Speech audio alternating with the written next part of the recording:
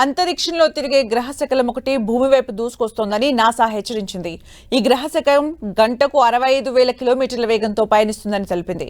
మరో 2 రోజుల్లో ఈ గ్రహశకలం భూమికి సమీపంలో వెళ్తుందని నాసా తెలిపింది. ఈ గ్రహశకలంతో భూమికి ఏమైనా ప్రమాదం ఉందా? Asteroid diversion సాధ్యమవుతుందా?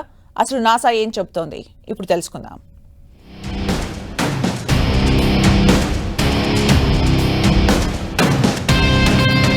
గ్రహశకలం 2024 MT1 కు సంబంధించి నాసా హెచ్చరిక జారీ చేసింది. స్టాచ్యూ ఆఫ్ లిబర్టీ పరిమాణంలో సుమారు 260 అడుగులున్న ఈ గ్రహశకలం భూమి వైపు దూసుకొస్తుందని తెలిపింది.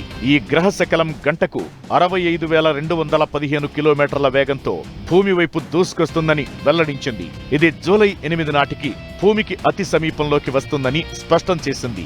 2024 MT1 గ్రహశకలం భూమి వైపు దూసుకొస్తున్న విషయాన్ని భూమికి దగ్గరగా వచ్చే గ్రహశకలాలు, తోకచుక్కలను ట్రాక్ చేసే నియర్ ఎర్త్ ఆబ్జెక్ట్ ద్వారా కనుగొన్నట్లు నాసా తెలిపింది. ఈ ఆస్ట్రాయిడ్ గంటకు 65,215 కిలోమీటర్ల వేగంతో భూమి వైపు దూసుకొస్తున్నప్పటికీ ఇప్పుడు భూమికి ఎలాంటి ప్రమాదం లేదని తెలిపింది. ఈ గ్రహశకలం భూమి నుంచి సుమారు 1.5 మిలియన్ కిలోమీటర్ల దూరంలో వెళుతుంది. ఇది భూమి, చంద్రుని మధ్య దూరం కంటే 4 రెట్లు ఎక్కువ. అయితే ఈ పరిమాణంలో ఉన్న గ్రహశకలాలు భూమిని ఢీకొంటే జరిగే నష్టం ఎక్కువగా ఉంటుందని నాసా తెలిపింది. 2024 MT1 వంటి గ్రహశకలం ప్రభావం భారీ పేలుళ్లు, సునామీతో జరిగే నష్టానికి సమానమని వివరించింది. అయితే NASA planetary defence coordination office అలాంటి ప్రమాదాలను నియంత్రించేందుకు పనిచేస్తుందని తెలిపింది.